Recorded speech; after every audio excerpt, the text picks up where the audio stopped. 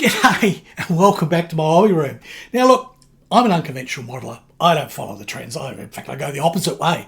And there's many things I have made over the years that have been weird and wacky, and a lot of people got really upset. But that's their problem. Because quite frankly, I just sort of march to my own tune.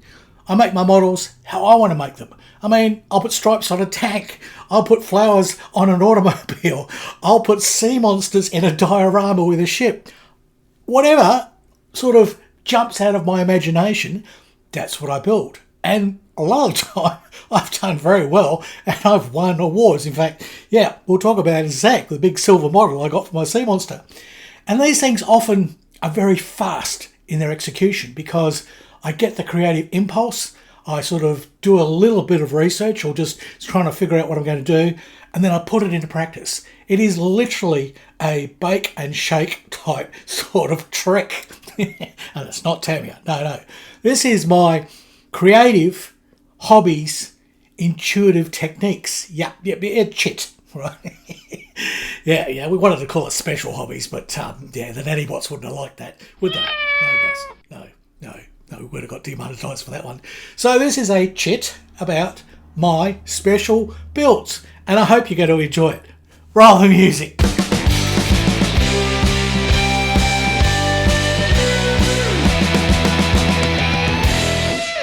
So let's talk about the elephant in the room. Well, really, it's the sea monster in the diorama. Yeah, this one started as a joke. It really did. I mean, our local hobby club would always have a kit, a very small sort of basic sort of kit. Everyone had to build it, and at the end of the year, you'd all present your results, and then they'd be judged, and you'd see, and I used to put a lot of effort into all kinds of stuff. I never won anything.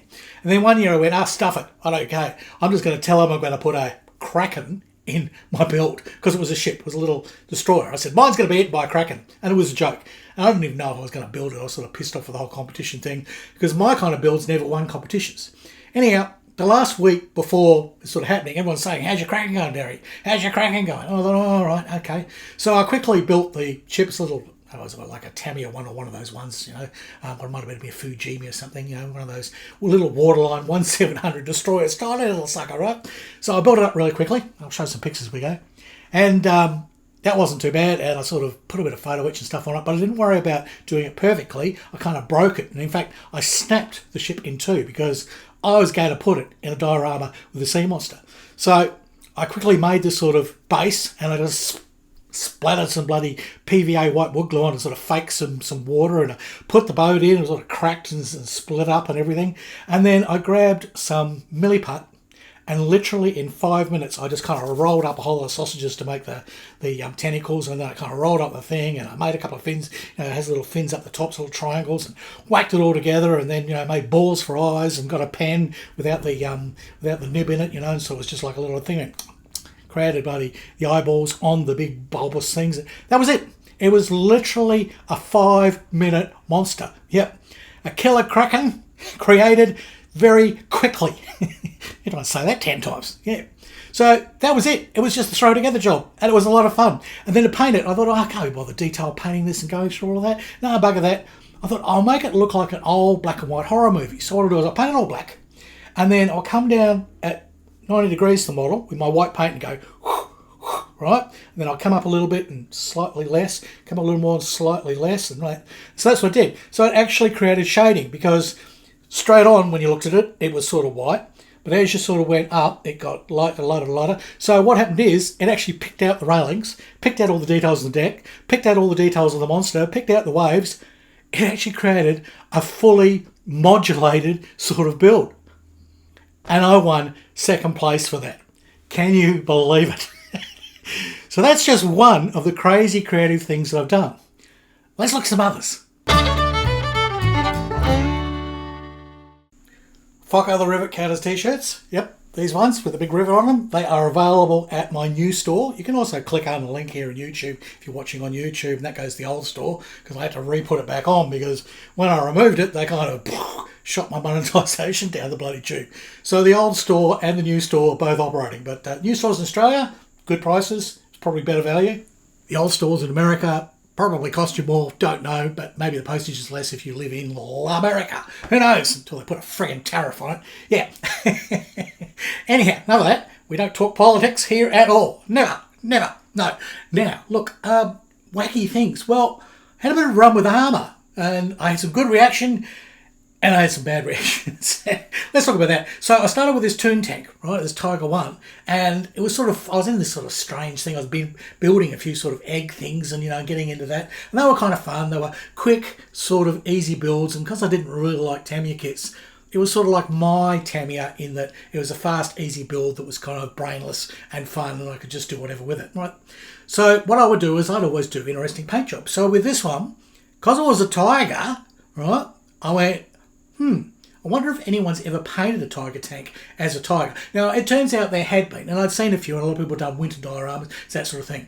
But no one had ever really thought it through to look at exactly how the camouflage was on a real tiger. So I actually found photos of actual, tigers and how their camouflage worked, and how they were white at the bottom, and the stripes kind of faded up through that white, little black stripes, right? They're all kind of pointy strips. And then they went into a yellow, and then through to a burnt colour, and then to an orange. So I worked out all the colours, and it required painting this thing white and then airbrushing and blending these yellow and orange and sort of burnt tints right up to get the tiger colour.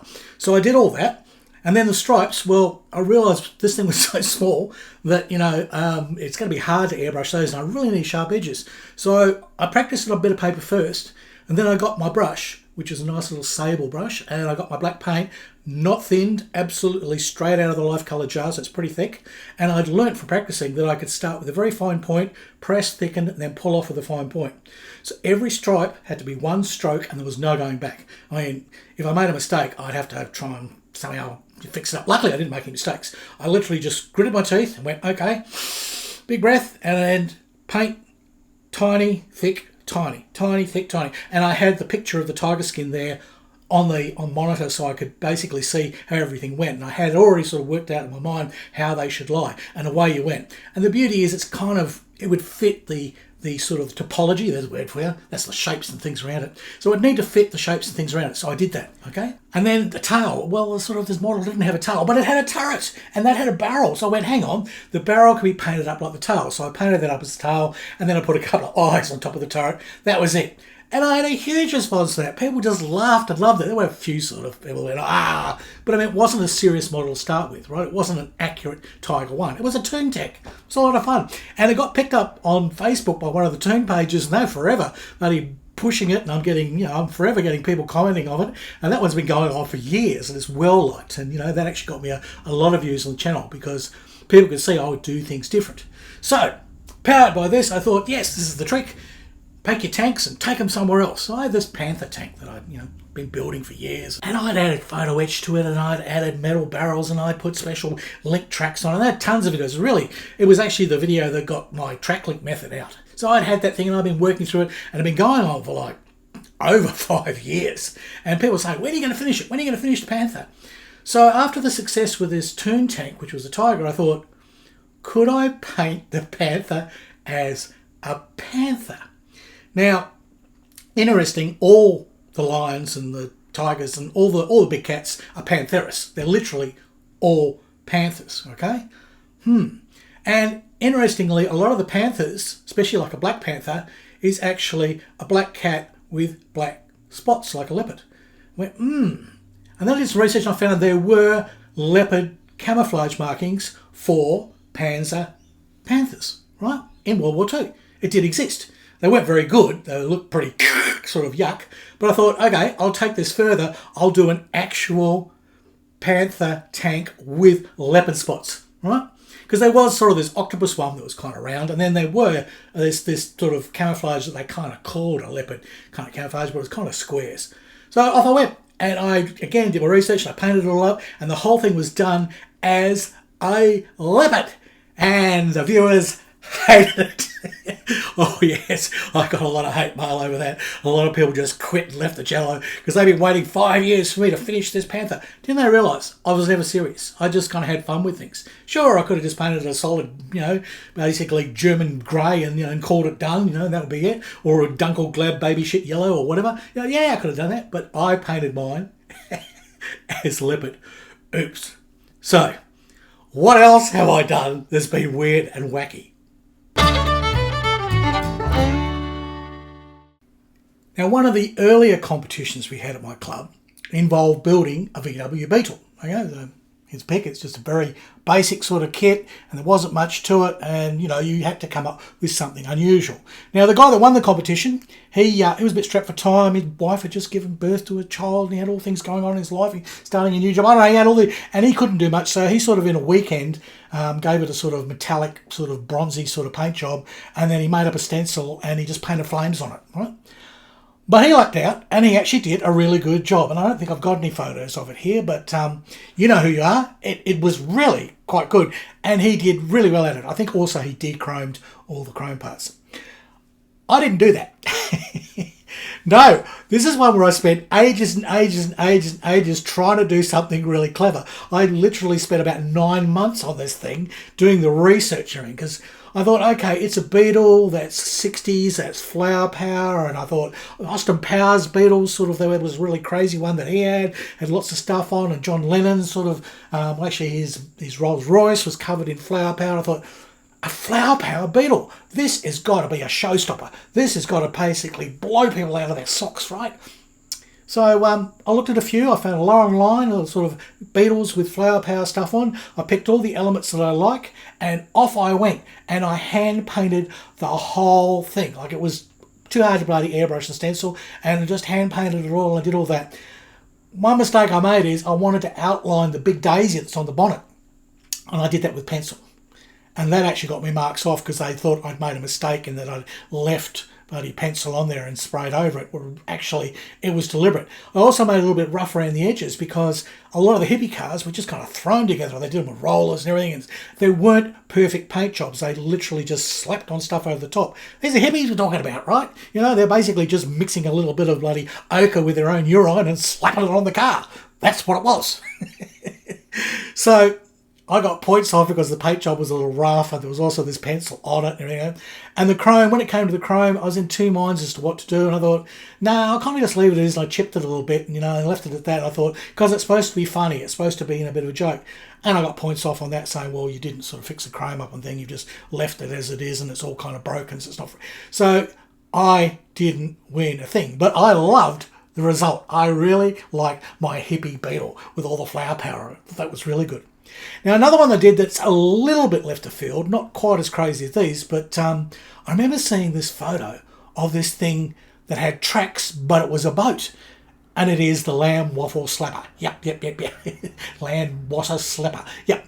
And I thought, wow, that's really good. That's good. I hunted around, I found the kit. And then I found there were all these really crazy paint schemes that they had for them. So I did do that with my Lamb Waffle Slapper. I put the crazy paint scheme over all the different greys and everything, but I did airbrush it, and I built stencils to paint it, and I did the whole thing properly. I really took my time. And then I also used all the skills that I'd acquired building tanks and everything to do the weathering and the mud effects down below. So all my wheels had plenty of mud and stuff on. They were splattering everywhere. But I left the top totally clear and clean, because if it was going through, it was supposed to go down into rivers, right? So it would get muddy in the river, but it was a boat, so you always kept the top section clean. Like all sailors and crew always keep the top of their, ship shape, Bristol fashion. So I did it like that. The top was super clean, the bottom was really dirty, okay? And the colour scheme I picked also came with big shark tooth decals at the front, and I did that as well. I put those on. So I loved it. Put it into competition at my hobby club.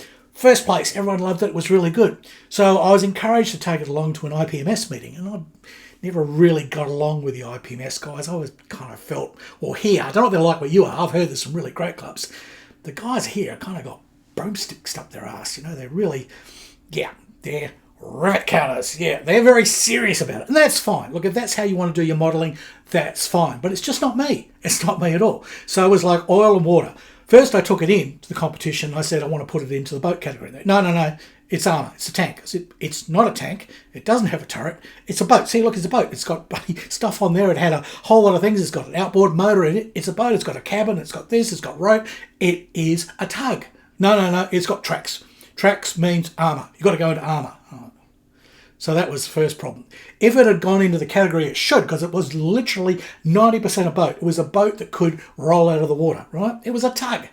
If it had gone, the whole word schlepper means tug, guys. It doesn't mean tank.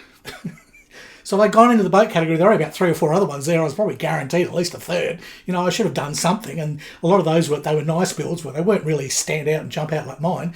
If it had gone into the boating category, I might have got a competition prize. But no, it went into armour, and Becca's had something there of his that was a fully, you know, totally rusted out and camo and basically worn out sort of thing with heaps of weathering and all the rest of it, and they always win. And they happened to be sitting right next to mine. The only comment I got is someone came to me and said, "Where did you buy those bumpers around the side?" And I hadn't bought them. I'd actually hand weaved those, like macrame, out of cordage. So go back and watch that video where I actually worked out how to make the bumpers that go around the side of the thing, and I made them all out of cotton. So there you go. That's my weird and wacky stuff.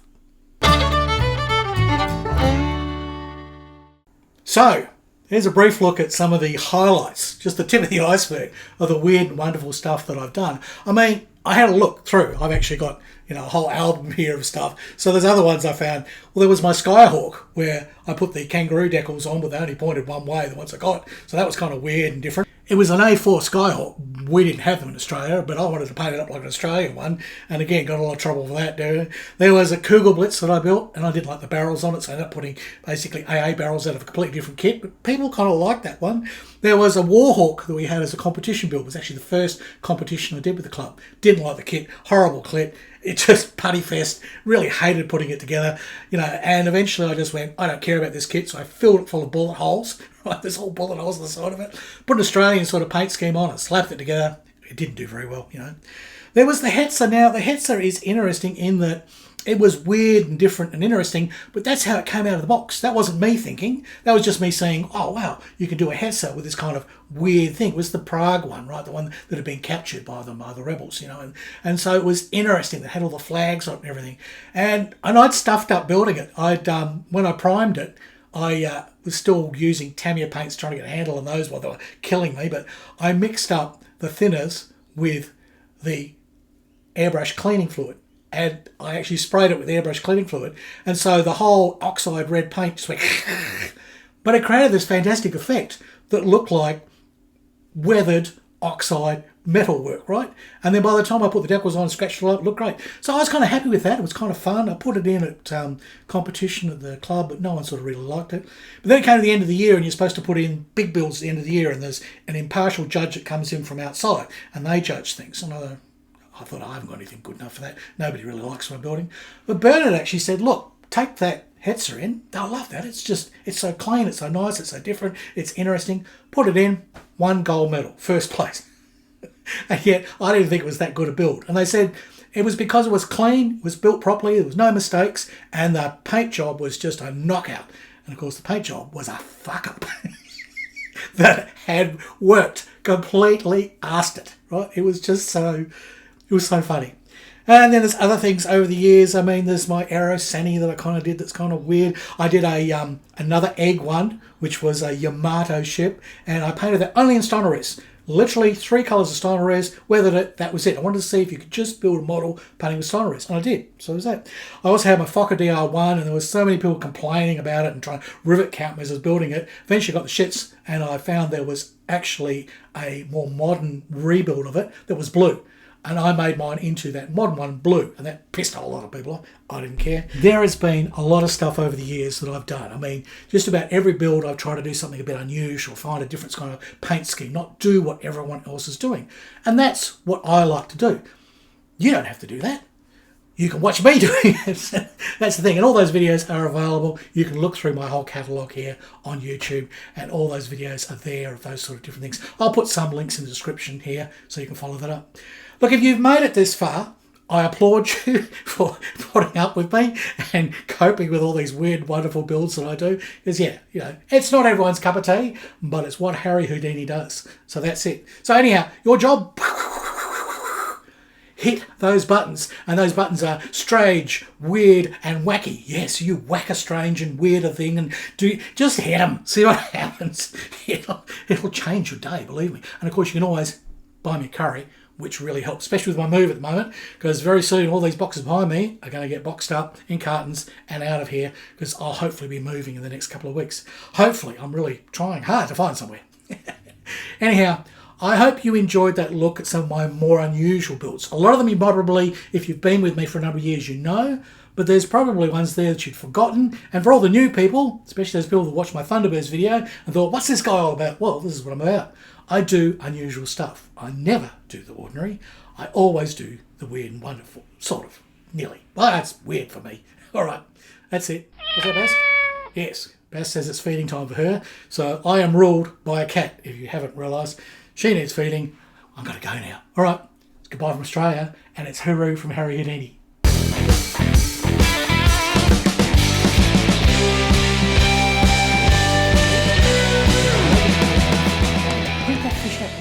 Yeah, the stingray I printed out a fish. Yeah. You want more fish? I shouldn't say fish. Oh no. All right. See you next time.